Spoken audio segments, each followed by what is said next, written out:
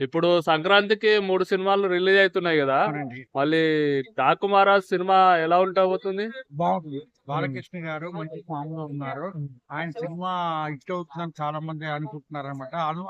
Almost all అంతకు ముందు కూడా ఆయన చాలా సినిమాలు హిట్ అయినాయి కదా. అఖండ ఇవన్నీ కూడా ఎన్నో రికార్డ్ బ్రేక్ చేసినాయి కాబట్టి ఇప్పుడు బాలకృష్ణ గారు ఈ సినిమా కూడా హిట్ అవుతుంది. ఇక్కడ రామ్ చరణ్ గేమ్ సినిమా కూడా చేంజర్. వస్తుంది. Game game changer changer. అది కరెక్ట్.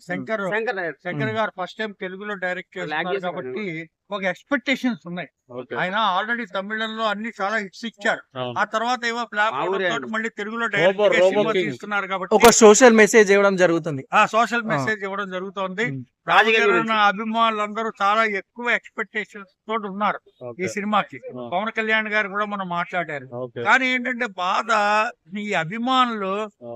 అతి ఉత్సాహం ఎక్కువగా చూపెట్టి చాలా ఎక్కువగా పాపం ఫాలో అవుతున్నారు. వాళ్ళ వెనక